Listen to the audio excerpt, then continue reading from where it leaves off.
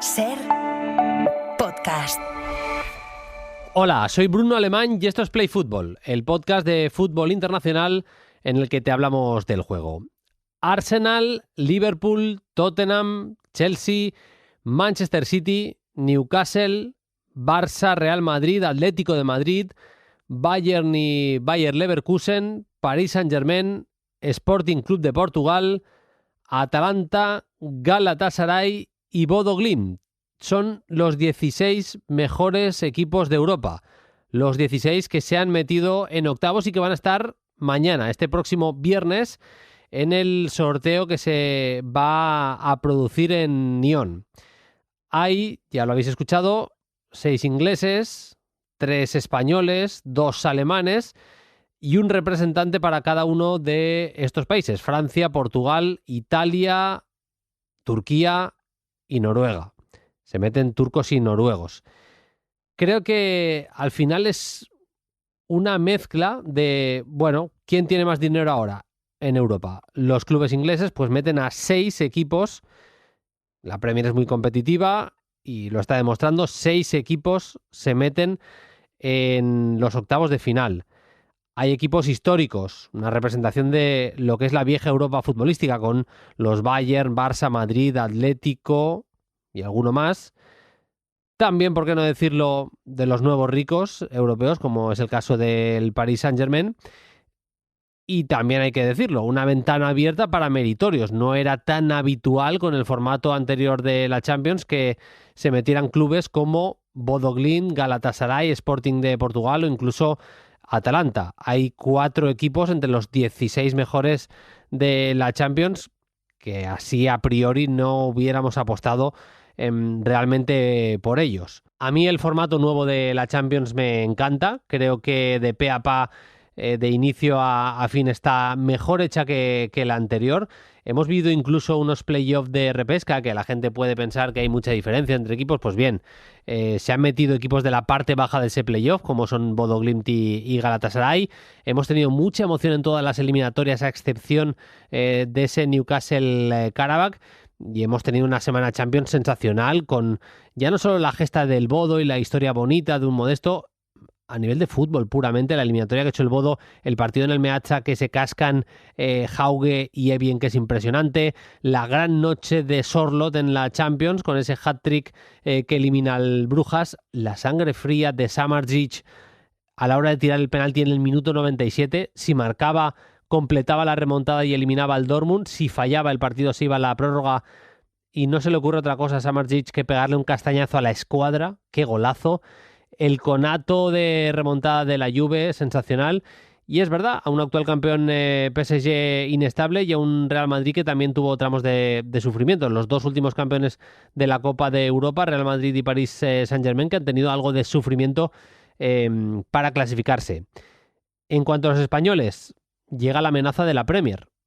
Al Real Madrid le puede tocar el City, al Barça le puede tocar el Newcastle y al Atlético de Madrid le va a tocar un equipo Premier, o bien el Liverpool o bien el Tottenham. Y no hace falta recordarlo, pero ha habido 10 enfrentamientos directos entre equipos ingleses y españoles en la fase Liga de la Champions y el marcador ahora mismo nos señala un 9-1 a favor de los ingleses. En 10 enfrentamientos no ha habido ningún empate, ha habido 9 victorias de los ingleses por una sola de los españoles, la que consiguió el Barça contra el Newcastle en la primera jornada. Dicho esto, lo más importante, lo bonito de verdad, se juega a partir de ahora y estoy seguro que no va a haber tanta distancia en el marcador final.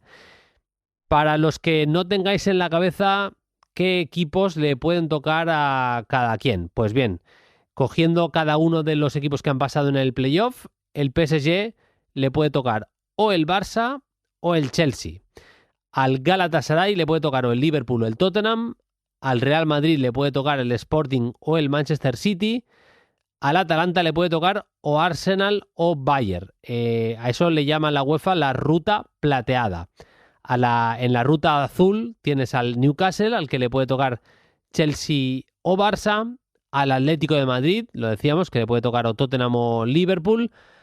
Al sorprendente Bodo Glimt, que se puede enfrentar o a Manchester City o a Sporting de Portugal, y al Leverkusen, al que le puede tocar o bien el Bayern o bien el Arsenal.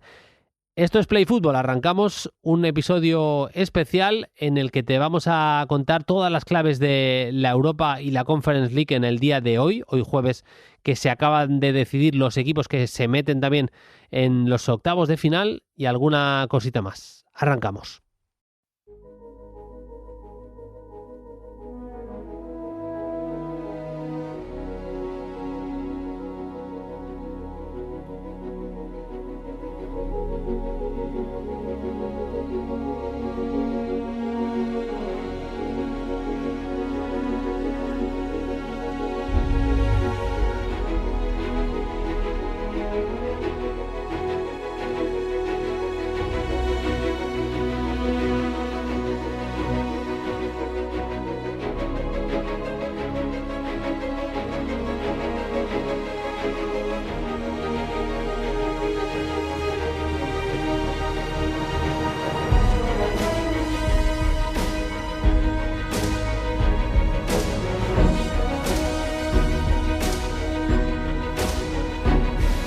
La versión tranquilita del himno de la UEFA. No sé si tan tranquilas van a ser las eliminatorias, aunque es verdad que hemos visto diferencias importantes entre algunos de los equipos, de los contendientes. Vamos a repasar lo más destacado de estos partidos de vuelta del playoff de repesca de la UEFA Europa League, como siempre con Fernando Rodríguez, que estuvo con nosotros en ese Play Fútbol especial con la Champions y que repite esta semana con el análisis y la previa y todos los datos de la UEFA Europa League. Hola Fer, ¿qué tal? Muy buenas.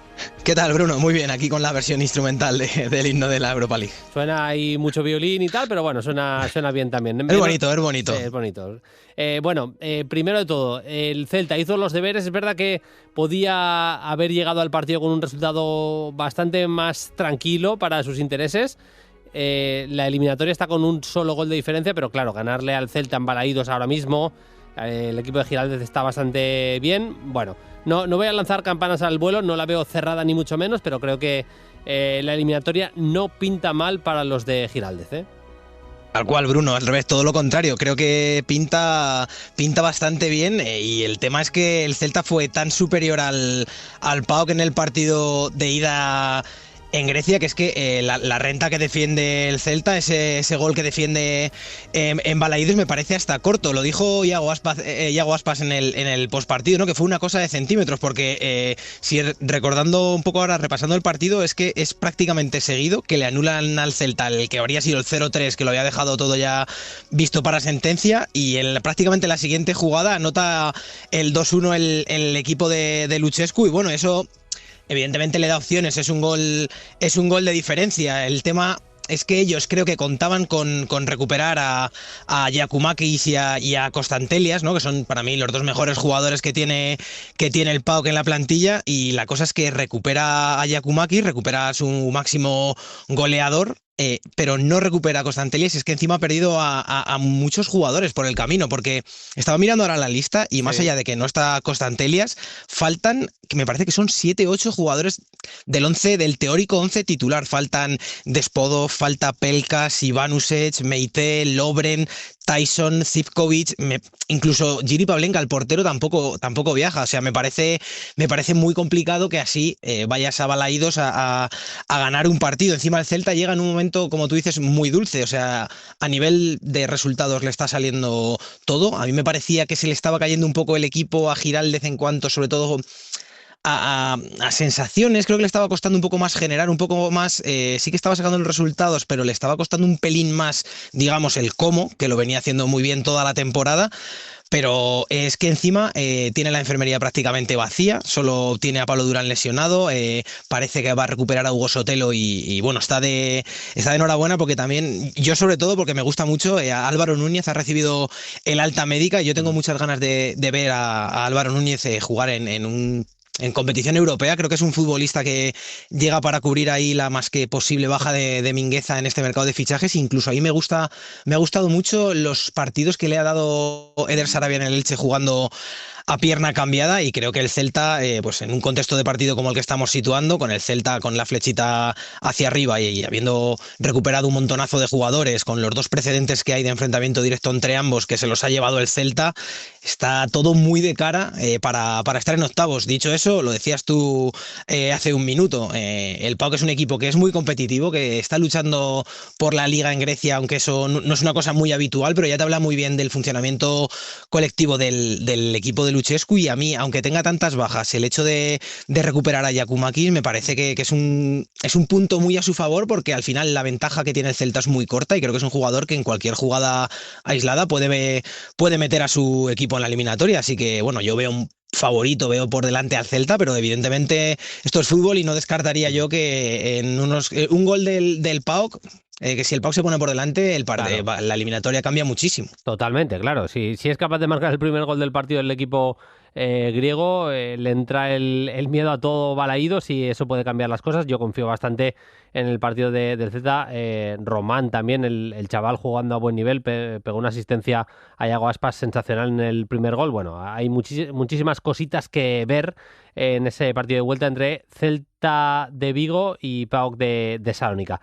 De las otras eliminatorias interesantes, el Forest barrió del campo al Fenerbahce, un Forest que sigue peleando por no bajar en la Premier, y también bastante sorprendente la contundencia con la que el Stuttgart, con un gran Bilal El Kanous, muy bien un Duff otra vez también, se solventó el partido contra el Celtic. Evidentemente son partidos de vuelta que va a haber que jugar, tanto en Nottingham como en Stuttgart, que no está súper cerrado, pero sí que parece a priori bastante decidido, Fer. Sí, a mí me parece que están, o sea, muy decididas las dos, pero viendo los partidos, o sea, analizando las idas, a mí, por ejemplo, el 1-4 del Stuttgart al Celtic me sorprendió, pero me sorprendió menos porque realmente, justo lo comentamos en la previa, sí que es cierto que el Celtic tiene mejor equipo de lo que venía mostrando al cabo de estos meses, de esta primera parte, digamos, de la temporada, pero a mí es que el Stuttgart me parece un equipo que ni siquiera necesitó estar brillante para llevarse el partido. O sea, se llevó el partido. A mí o sea, a ver, que se me entienda, pero me pareció una victoria de equipo grande. Yo creo que fue más contundente que otra cosa, ¿no? El equipo de jóvenes.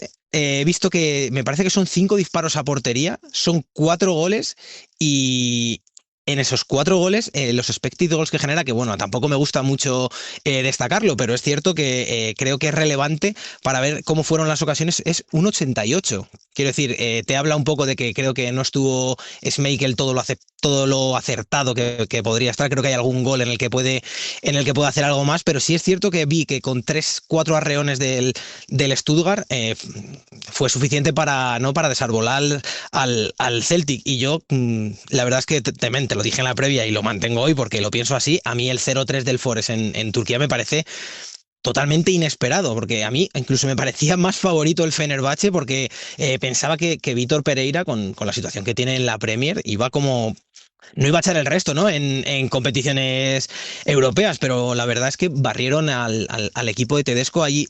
Bueno, jugó 60 minutos increíbles Anderson, Bruno, que a mí me parece que es un jugador que la temporada que viene va a jugar en un equipo del Big Six de Inglaterra clarísimamente. Creo que Vítor Pereira también, bueno, se vio también con el Liverpool, ¿no? Creo que el ritmo al que juega este Forest, si Sí. es capaz de mantenerlo, va a complicar muchísimo a todos los rivales. Y fíjate, el otro día esto es el fútbol, ¿no? Y es así. El otro día veía que el Forest podría un poco tirar, digamos, Europa por la situación que tiene en la Premier. Y viendo las sensaciones que me ha dejado el equipo en los dos partidos de Vítor Pereira, te diría que incluso igual es la tabla de salvación de una temporada que es muy mala, porque a mí la plantilla me gusta, y yo sinceramente el ganador de este Forest Fenerbahce en esta eliminatoria cruzaría con el Betis, y yo estaría, no te voy a decir preocupado, pero evidentemente si puedo elegir al Victoria Pilsen o al Panathinaikos, que es el otro posible cruce, en vez de a este Nottingham Forest, pese a cómo está en la Premier, yo tendría muy claro que evitaría a los ingleses, porque veo que tiene una plantilla que me parece de las mejores que hay en la Europa League. Creo que tiene algunos futbolistas que son, pues, como hablábamos de Anderson, como me parece también que arriba tiene muchas alternativas. Y Igor Jesús, creo que es con el anterior partido de ida, es uno de los máximos goleadores de la Europa League, si no el máximo goleador. No me gustaría a mí cruzarme a este equipo porque me parece peligrosísimo, sobre todo en el momento en el que mete este ritmo un poco batidora, en el que parece que llegan siempre 4 segundos antes que tú. Del resto, y para cerrar, ¿qué resultados destacan y cuál es el calendario para el día de hoy, Fer? Si hacemos un breve repaso, mira, en el turno de las 7 menos cuartos es Ferencváros Ludogorets, que en el global de la eliminatoria va por delante 1-2 Ludogorets. También en ese mismo turno Estrella Roja Lille, que ganó el equipo de Stankovic 1-0 en la 0-1 al Lille, y me parece que lo tiene bastante de cara. El Victoria Pilsen y Panathinaikos, del que estarán muy pendientes los aficionados béticos, va con un 2-2. También tenemos ya en el turno de las 9 Bolonia-Brand, que ganó el Bolonia 0-1 en la ida, y creo que también lo tiene muy de cara el conjunto italiano. El Genk Dinamo de Zagreb, que creo que lo hiciste tú en la tele, y que se llevó el Genk por 3-1. Y bueno, los que hemos citado ya, uno que va en el turno de las 7 menos cuarto, que son el Stuttgart Celtic y el Forest. Y me parece que hay eliminatorias muy abiertas. Por ejemplo, es un partido que a mí me parece muy interesante, el Ferencváros Ludogorets, porque creo que a mí el Ferencváros me parece un equipo durísimo en casa. Me pasaba la temporada pasada y también me pasa esta, que creo que le puede dar la vuelta. Quiero ver al Lille frente a la Estrella Roja, porque a mí hay jugadores del Lille, algunos como Boadi, que me tienen un poco enamorado futbolísticamente hablando, que me gustaría verles un pelín más de personalidad, y creo que es un campo complicado para hacerlo, y un campo en el que, si tú eres capaz de sobresalir y levantar esta eliminatoria, pues hablaría mucho y muy bien de él. Y la verdad que luego muy pendiente también, sobre todo lo de los octavos, el cruce del Betis me tiene también, el cruce del Celta me tiene también un poco en ascuas, porque entre Olympique de Lyon o Aston Villa, que es lo que le puede tocar al Celta si elimina al PAOK, Bruno, yo sinceramente ahora mismo no sé con cuál de los dos me quedaría. Pues veremos qué es lo que acaba pasando. Jornada emocionante, como siempre, en la UEFA Europa League, y de cara a la siguiente ronda ya con el Betis. Gracias, Fer, un abrazo, hasta la próxima. Chao, Bruno, abrazo. Y le echamos, antes de cerrar el programa, un vistazo a una conference que está realmente bonita, con equipos importantes como sobre todo el Crystal Palace sufriendo en el partido de ida y con emoción de cara al partido de vuelta. Eso sí, que va a jugar en Inglaterra. Fiorentina, tenemos algunos grandes y algunos meritorios y equipos que nos mola ver en competición europea. Mucha emoción, y como siempre nos lo va a contar Mauro Jiménez. Hola, Mauro, ¿qué tal? Muy buenas. ¿Qué tal, Bruno? Muy buenas. La verdad que sí, muy emocionante, muy abierto y muy igualado. Casi todas, diría yo, eliminatorias de playoffs, ya llegando a esta vuelta. Un último paso antes de los octavos de final, y la verdad que, como podíamos prever, aunque sí es verdad que lógicamente, como en todas las eliminatorias, hay favoritismos, unos con mayores porcentajes y probabilidades y otros con menos, pero a nivel general yo creo que lo tenemos bastante abierto para esta vuelta, que va a ser bastante emocionante en casi todas las eliminatorias de estos playoffs de conference. Así que bueno, si quieres, Bruno, empezamos por el mismo orden del otro día, hablando un poco, yo creo, de estas sorpresas negativas por equipos que tienen un gran potencial y, como ya hablamos el otro día, pues de alguna manera están aquí y bueno, pues porque han hecho una mala fase liga y sorprende. Así que si quieres hablamos por ellos, y voy a empezar por el Zrinjski Crystal Palace, esa eliminatoria que bueno, llega a la vuelta a Selhurst Park con un empate tras el 1-1 que ocurrió en Bosnia, ya que bueno, pues el Crystal Palace dominó, el Crystal Palace tuvo las mejores ocasiones, pero no supo castigar al Zrinjski, que aguantó muy bien el resultado y que finalmente supo dañar al Crystal Palace en un ataque rápido tras una pérdida de Dan Wharton y llevar el partido a un segundo enfrentamiento bastante abierto. Así que bueno, el Crystal Palace, que no había dado un rendimiento bueno en la fase liga, que de hecho a nivel de temporada no está haciendo una buena temporada y lo está notando, pues ahí tiene, pues diría yo, otra consecuencia más de lo que está siendo una campaña difícil para los de Glasner. Un Crystal Palace que consigue adelantarse con el gol de Ismail Assar, pero Abramovich en el 55 consiguió empatar el partido y de hecho sí que tuvo muchas ocasiones el Crystal Palace. Precisamente, por ejemplo, un larguero de Wharton en la segunda parte estuvo a punto de adelantar de nuevo al conjunto londinense, pero también tuvo el Zrinjski para poder incluso llegar a esta vuelta con bastantes más posibilidades de clasificación. Así que todo bastante abierto en este partido de vuelta. Hay que decir que el Crystal Palace sí es verdad que viene de ganar en Liga y yo creo que ese respiro en Liga le va a permitir sacar un once bastante titular. De hecho, de alguna manera Glasner nos dio alguna pista porque hubo rotaciones en ese partido ante los Wolverhampton Wanderers que, bueno, sí es verdad que hay que decirlo, ganaron por la mínima con gol en el 90 y el Wolverhampton teniendo uno menos desde el minuto 60, un Wolverhampton que es colista, muy muy colista en la Premier, así que no están para tirar cohetes y de hecho es su segunda victoria en 2 meses entre todas las competiciones, las 2 victorias por la mínima, 1-0 ante el Wolverhampton y 0-1 ante el Brighton and Hove Albion. Así que el Crystal Palace cumplió el fin de semana y quiere hacerlo en casa. Veremos a ver, porque tampoco tiene un buen balance en casa en Conference. Han sido 4 puntos de 9, perdiendo por ejemplo ante el Larnaca y empatando ante el Clubs, esa última jornada que le hizo no entrar en ese top 8 y estar aquí. Así que veremos a ver, porque podemos ver sorpresas con el Zrinjski. Sí es verdad que el Zrinjski no ganó ninguno de los partidos, de hecho perdió los 3 en la fase de Liga cuando jugó fuera, ya lo hablamos, es un equipo muy de contrastes, cuando juega en casa es un equipo bastante potente, muy rocoso y que hace daño a la contra, como sucedió contra el Crystal Palace, y sí es verdad que fuera de casa le ha costado muchísimo, así que veremos a ver, todo muy abierto y yo creo que el Crystal Palace se tendría que imponer, pero ya viendo lo que ha podido hacer el Zrinjski y las dificultades que está pasando el Crystal Palace, no las tengo todas conmigo hoy, porque sobre todo lo que hablamos el otro día, Bruno, esa baja de Marguerite en la zaga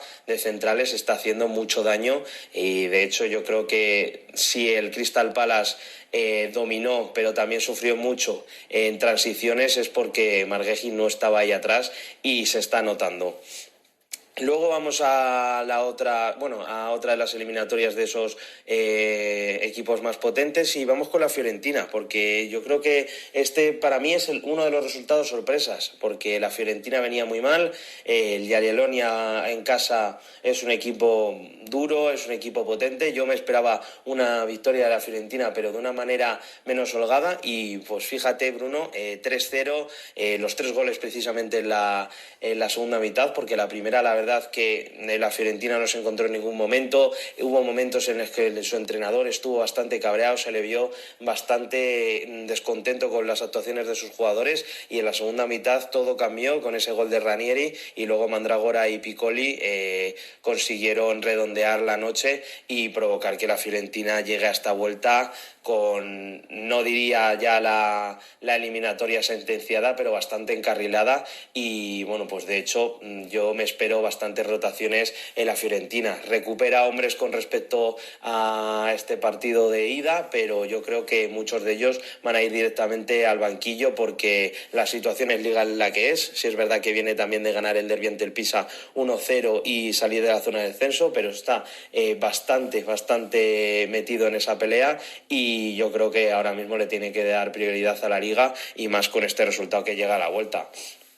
Además, el Jagiellonia de alguna manera es una situación parecida, pero claro, ahora con ese resultado en contra que tiene, ya que bueno, pues ahora mismo tiene 2 empates consecutivos en su liga, de alguna manera está siendo primero, pero se está dejando puntos y le están recortando por detrás y la Conference casi se ve como una distracción. Con un 3-0 pues no vamos a ver a lo mejor un Jagiellonia que vaya con todo lo titular, pero bueno, veremos a ver, porque sí es verdad que es una eliminatoria que no está cerrada como ya he dicho, pero que me parece de todas las que hay la que más difícil tiene un equipo sobreponerse sobre el otro. Por cierto, Bruno, comentar que todos los oyentes del Prefútbol que no hayan visto el gol, ponerse el gol de Mandragora porque es un golazo auténtico y uno de esos que seguramente salgan como mejor gol de la competición o como candidato a ello porque es bastante espectacular. Y luego hay que hablar lógicamente lógicamente,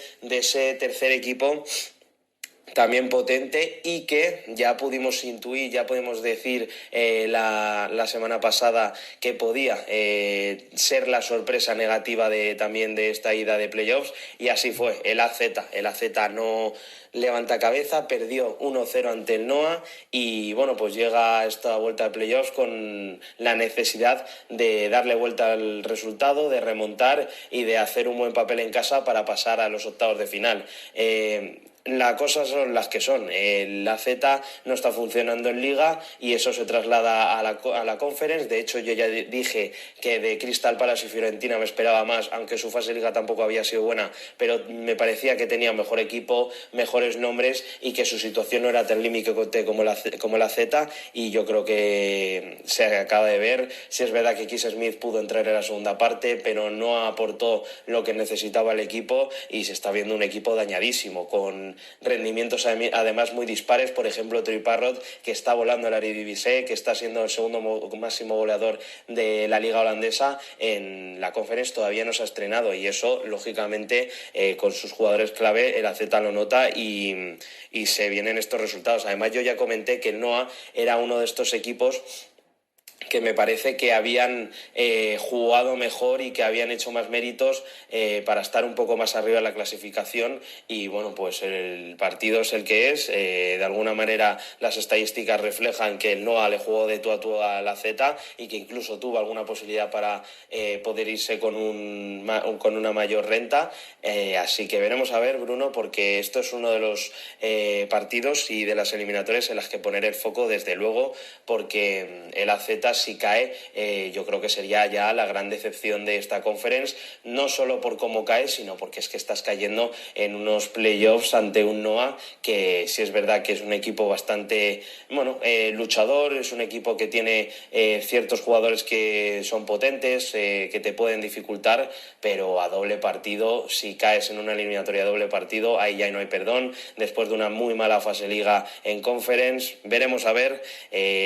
Hay que decir que el Noah fuera de casa en la fase Liga no ganó, 2 empates y una derrota, así que el AZ tendrá que jugar mejor al fútbol y también de alguna manera buscar la épica, la remontada, y que su campo sea un campo de pesadillas y de terror para el Noah, porque si no podemos estar ante la primera gran sorpresa de lo que va de Conference. Recordamos también el resto de eliminatorias. Gracias, Mauro. Kups 0, Lech Poznan 2. El Lech lo tiene todo de cara para en casa superar la eliminatoria el equipo polaco. Además, Sigma Olomouc 1, Lausanne 1. Igualadísima la cosa. Drita 2, Celje 3, ya sin Albert Riera, pero consiguió la victoria el Celje.